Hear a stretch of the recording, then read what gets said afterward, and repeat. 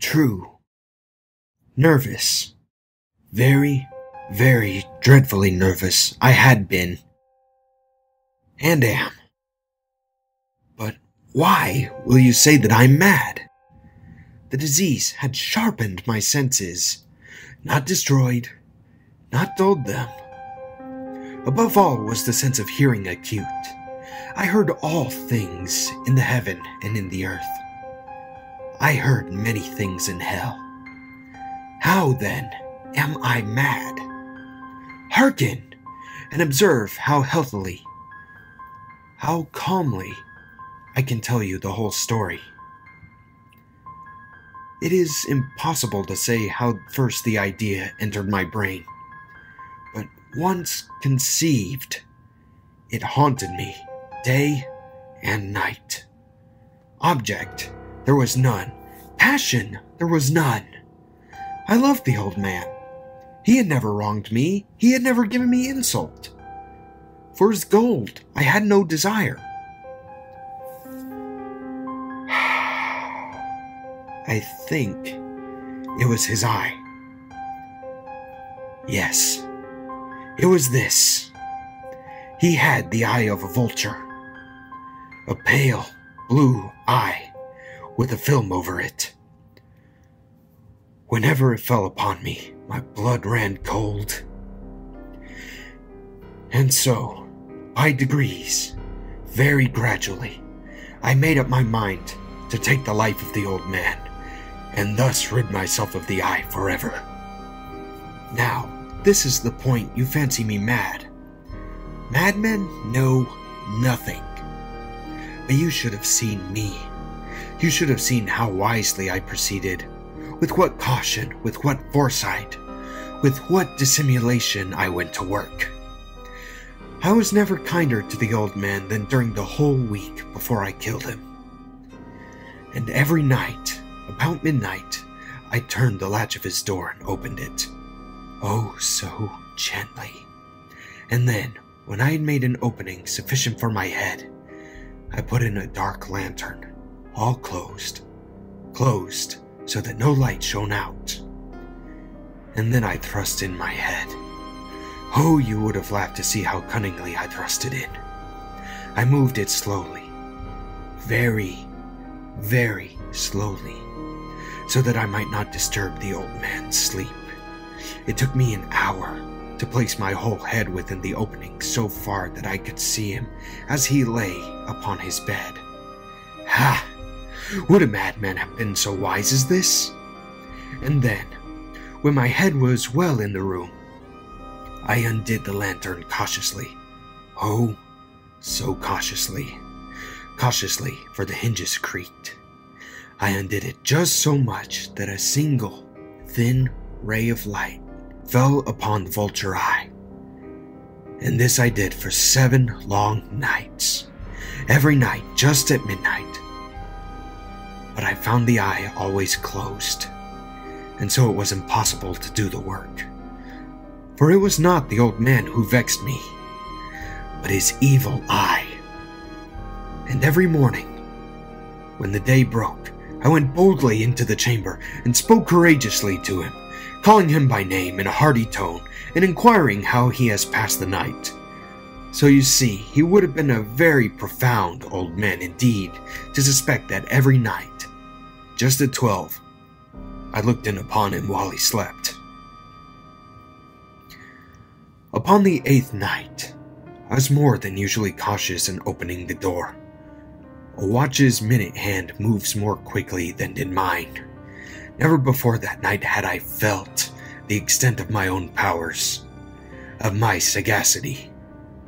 I could scarcely contain my feelings of triumph. To think that there I was, opening the door, little by little, and he not even to dream of my secret deeds or thoughts. I fairly chuckled at the idea, and perhaps he heard me, for he moved on the bed suddenly, as if startled. Now, you may think that I drew back, but no. His room was black as pitch with a thick darkness, for the shutters were close fastened, through fear of robbers. and so I knew that he could not see the opening of the door, and I kept pushing it on steadily. Steadily. I had my head in, and was about to open the lantern, when my thumb slipped upon the tent fastening, and the old man sprang up in bed, crying out, "Who's there?" I kept quite still and said nothing. For a whole hour I did not move a muscle, and in the meantime I did not hear him lie down. He was still sitting up in the bed listening, just as I have done, night after night, hearkening to the death watches in the wall. Presently, I heard a slight groan, and I knew it was the groan of mortal terror. It was not the groan of pain or of grief. Oh no! It was the low, stifled sound that arises from the bottom of the soul when overcharged with awe. I knew the sound well. Many a night, just at midnight, when all the world slept, it has welled up from my own bosom, deepening with its dreadful echo the terrors that distracted me. I say I knew it well. I knew what the old man felt, and I pitied him, although I chuckled at heart. I knew that he had been lying awake ever since the first slight noise, when he had turned in the bed. His fears had been ever since growing upon him. He'd been trying to fancy them causeless, but could not. He had been saying to himself, It is nothing but the wind in the chimney. It is only a mouse crossing the floor, or it is merely a cricket which has made a single chirp. Yes, he had been trying to comfort himself with these suppositions, but he had found all in vain. All in vain, because death, in approaching him, had stalked with his black shadow before him and enveloped the victim. It was the mournful influence of the unperceived shadow that caused him to feel, although he neither saw nor heard, to feel the presence of my head within the room. When I had waited a long time, very patiently, without hearing him lie down, I resolved to open a very, very little crevice in the lantern. So I opened it. You cannot imagine how stealthily, until at length a single dim ray, like the thread of the spider, shot out from the crevice and fell upon the vulture eye. It was open, wide open, and I grew furious as I gazed upon it. I saw it with perfect distinctness, all a dull blue, with a hideous veil over it that chilled the very marrow in my bones, but I could see nothing else of the old man's face or person, for I had directed the ray as if by instinct, precisely upon the damned spot. And have I not told you that what you mistake for madness is but over-acuteness of the senses?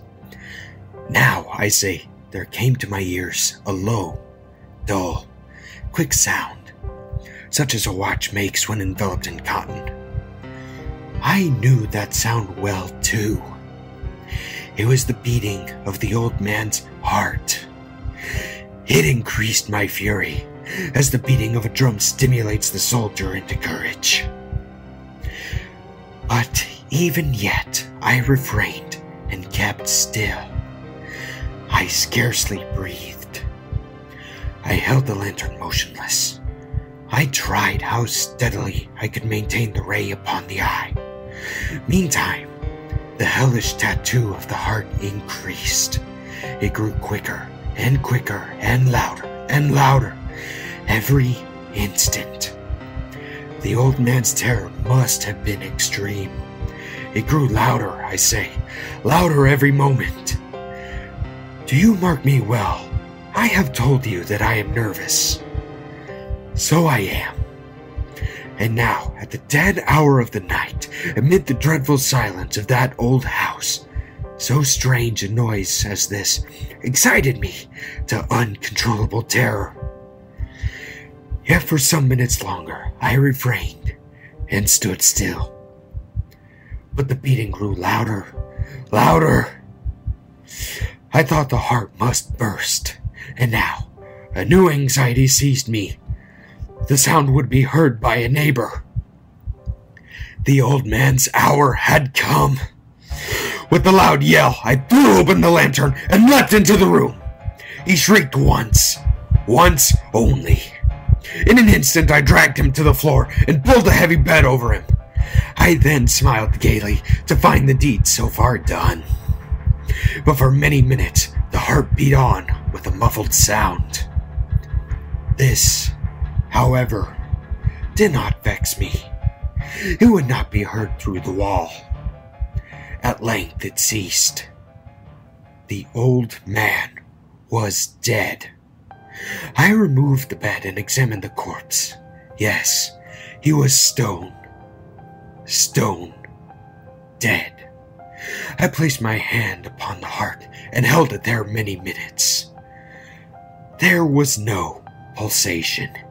He was stone dead. His eye would trouble me no more. If still you think me mad, then you will so no longer when I describe the wise precautions I took for the concealment of the body. The night waned, and I worked hastily, but in silence. First of all, I dismembered the corpse.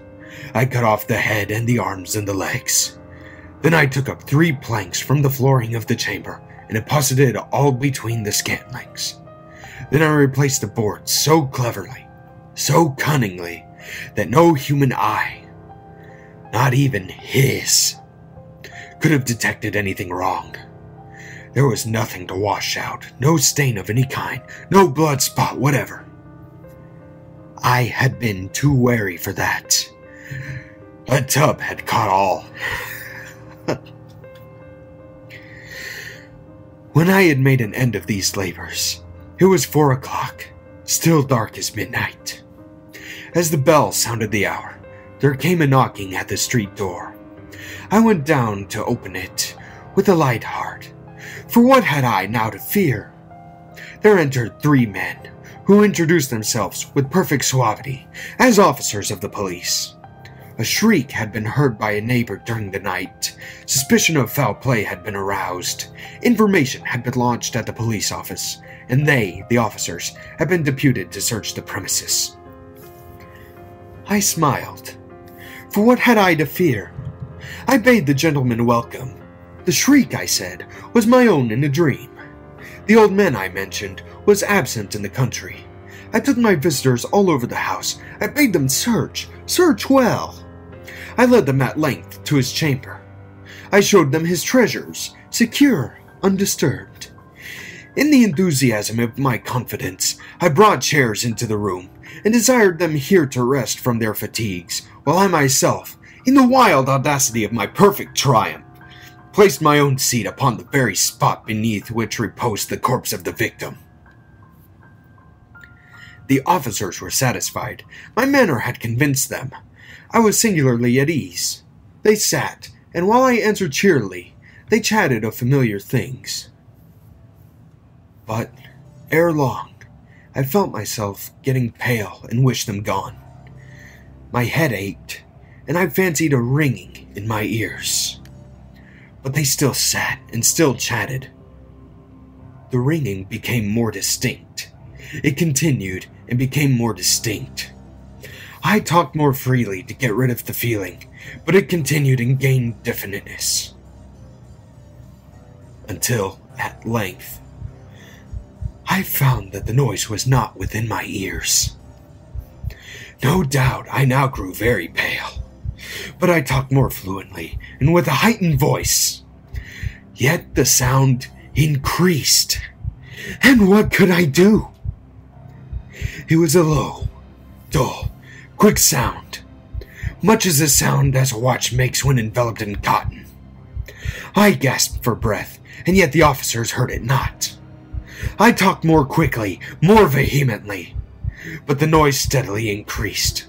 I arose and argued about trifles in a high key with violent gesticulations, but the noise steadily increased. Why would they not be gone? I paced the floor to and fro, with heavy strides, as if excited to fury the observations of the men.